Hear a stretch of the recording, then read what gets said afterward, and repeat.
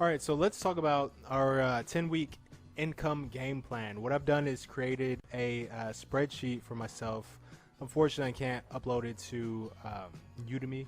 So if you're looking at this course on Udemy, unfortunately, there's no way that I can put this on there. But I do want to go over some of the key metrics that you should know when you're starting to trade.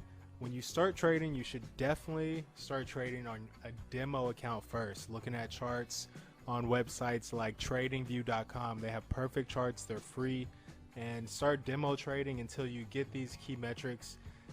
And the way that you want to do this is be very conservative. So for instance, if you are trading I wouldn't recommend trading more than 3 or 4 times per week, because there's not usually more than 2 or 3 trades per week. So if you're finding more than that, you're either looking at too many pairs as a new trader, which is not a good thing, or you're being too loose with your technical analysis and you're not being selective enough, which is also not a good thing. So be realistic with these, or it's just gonna look fancy and look like you're gonna make a lot of money, but it's never gonna work out. So trade for a month or 2 months and then average out your trades per week, your risk reward, your trade risks, etc., what we're going to go over right now, and then get a conservative number together, and then put this calculator together for yourself, or find it somewhere else, and then go by the conservative numbers. Because if you're going by extremes, it's really just fantasy. I mean, who knows? You're just gambling at that point. So what you want to have at first is your startup cost. So you want to know how much, obviously, you want to put into the currency exchange market. And the money that you put into the currency exchange market is after a month, several months of practice trading. You should be able to consistently make money on a weekly basis or a monthly basis while you're practice trading, to where it's easy. And if you're not at that point yet, then just keep practice trading. There's nothing wrong with it. Just keep practice trading, and it'll start getting more natural, and you'll see how to manage your risk and be really meticulous and specific about your entries.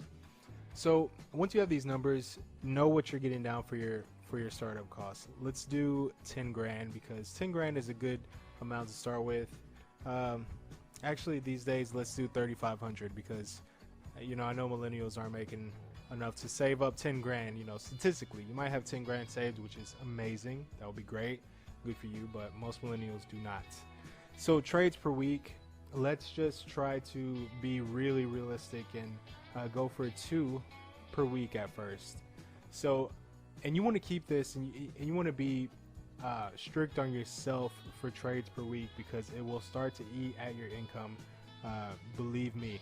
Now, risk reward means how many pips is the price going to go versus would you lose. So a 3 risk reward would mean that this is 1 to 3, for instance. So I just put 3 on my calculator, but it's actually 1 to 3. So that means for 1 unit you're gaining 3.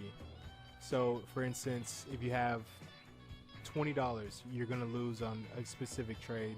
The amount you should, or the minimum amount you should actually make, is $60, because it's 3 times what you lose. So risk reward, which is 1 to 3.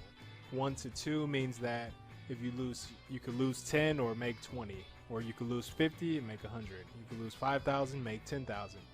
That's a 1 to 2. So every loss you're making 5,000 with, or I'm sorry, every loss you're losing 5,000, but every win you are making 10,000. So trade risk means how much of your entire account are you willing to lose per single trade. So if you're losing 5% of your account per trade, and you're trading twice a week, you're losing 10% of your account per week. Now that sounds like a lot, but with leverage in the currency exchange market, it is not a lot. And then your win percentage means how many times out of 10 on average are you hitting your risk reward, your 3 times that 1. There's trades where you can come out of the trade risk free, but it doesn't hit your numbers that you're looking to hit. Maybe just scratch those trades out, because sometimes those don't count. Sometimes they mess up the numbers. So what's your real risk percentage? There's a website called myfxbook.com No affiliation. I don't get paid or anything to promote that, but they will keep track of your trades. There's a trade tracker on there. You can just sign up, connect your trading account, and they track everything. So all of these metrics that we have here, you can find on that website. Or if you don't have access to that for some reason, there are a lot of websites that are similar, I'm sure. So right here on the right, I have what your income would be after this 10 weeks, your 10 weeks of saving and adding to your account.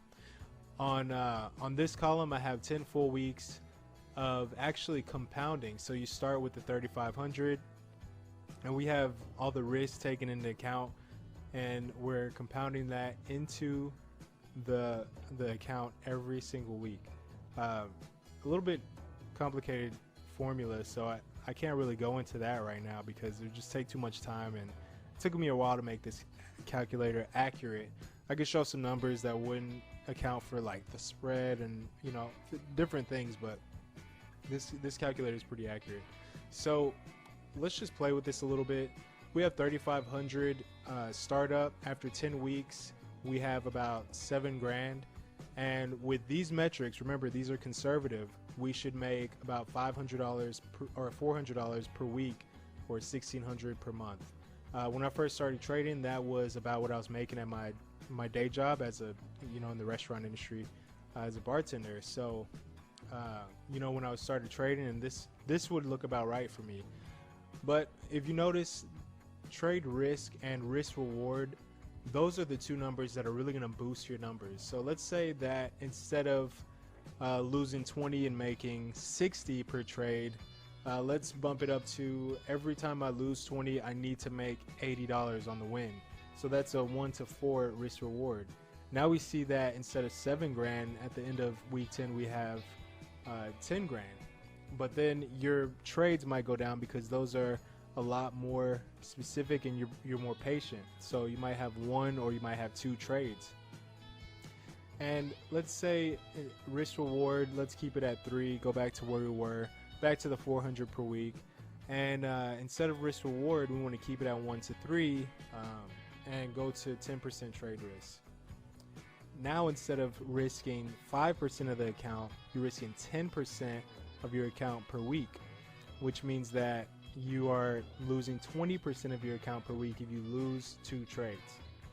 Now that's high risk, but you can see that from 5% at the end of week 10, you'll be able to make $400 per week.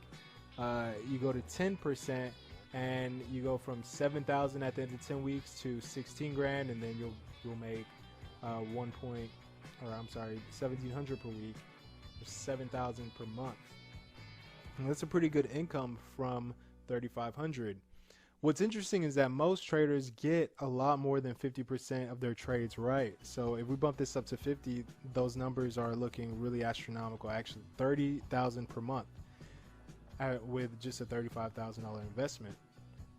Now, before you get too out of hand and too happy, let's pull these numbers down to a really realistic. Let's say 2% trade risk. That's super realistic. That's stock market risk right there. That's a little. 5% is more realistic, and then let's say 40% on average. So even with a $35 investment, you're still able to make $700 per week at the end of 10 weeks. That's pretty good. And if you do just a 1-to-2 risk reward, then you'll still be able to make $1,300 a month, and that's still not bad. So if you get these metrics down, you'll be able to calculate how much money you'll be able to make at the end of each month. And then this actually is, I forgot to mention, this here is me taking 40% of the account profit out before I'm taking my income. So there's 30% going back into the account, so we can keep compounding and keep growing that $34 a week, or $342 a week. And then there's 10% of my weekly profit going to savings, which means you're saving $200 per month. So that's in savings. So if you don't want to save money, then you're making $1,500 in this case. Now, this is just a 10-week game plan. I'm really sad that I can't upload it to Udemy, but if you have these metrics down, it's really easy to do these calculations. So make sure you know that you're risking a certain amount per trade. You know, you just multiply 5% by 35. I mean, it's really easy math to calculate your trade risk. So do your due diligence and don't risk more than you're willing to, or more than you project in the beginning off of a whim. Trading, it's really, really emotional. So make sure you're always putting your stop losses, and you are always calculating your risk beforehand. And following it on a weekly basis is how you create consistent income. So I want to go over this risk calculator. Once again, this calculator is really easy to make, and Excel or whatever program that's similar to it that you have access to. There's free ones out there. I mean, Excel I think is a paid thing. But what this is you take your account balance. For some reason I have 1,365.25 in there. Let's just change it 5,264.30 or 56. All right, just some random number. All right, so what you do is you find that out, and then while you're trading, you find out where your stop loss is going to be. So remember, points of rest and then moving averages are great places to put stop losses. So you can't really dictate a set stop loss before you start trading or before you enter a trade, because if you say I'm going to put a 20 pip stop loss on every trade, you know, it just might not be the best situation for the trade you're getting in. Sometimes a stop might only make sense to be 40 pips or 70 pips away. It just depends, especially if you're trading on the 1 day or the 4-hour chart, which you should be. So let's just say our stop loss that we're going to put down that when we're trading right now is 23 pips. So I'll put 23 in there.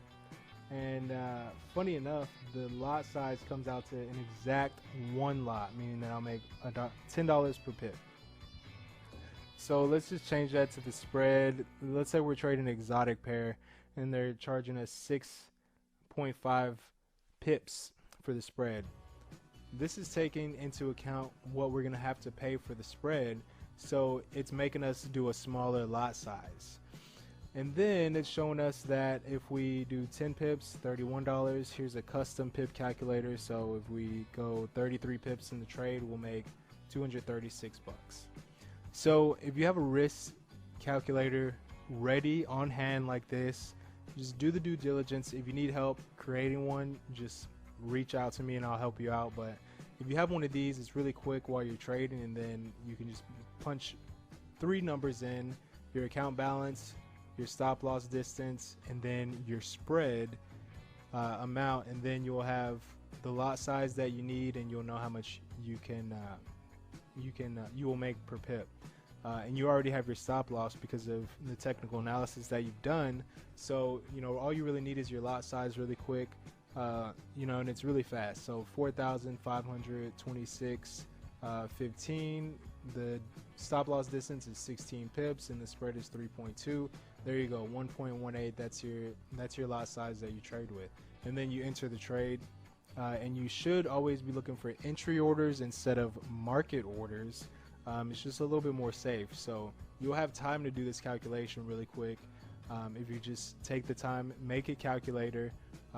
Because if you do it in your head and then in the day, it's not really gonna work out, because you can't do the down to the T all in your head, and then you know that 1.8 is gonna add up over 5-10 trades, and then it's just gonna throw your numbers off, and your income isn't gonna be predictable. So remember, get your trades per week, your risk reward, trade risk, and your win percentage. Get those numbers, the amount you want to start with, and then create a game plan for, with those numbers, what you're gonna make over the, you know, these 10 weeks. I'm not gonna go over this because, you know, if you don't know how to do this sort of simple math, I mean, you're losing 5% of the 35 per trade. Your win percentage is 40%. That means 4 out of 10 trades you are winning. Your trades per week, literally trades per week, and then your risk reward is 1 to 2, 1 to 3. It's just a ratio. So I'm not going to hold your hand through that sort of math because you guys are smart people. You got this course. You learned about currency exchange. You're very smart. So I'll skip going over that, but just know these metrics are what you should be looking at. And then with your risk calculator, these are things you'll know: your account balance, stop loss distance, and spread. And that's all you need to calculate your lot size. And with that, you can enter a trade. Stop loss will protect you over time. You might hit your stop loss and lose some money, but over time, that's a good thing because the numbers will play out and you'll come out on top in the end every single time.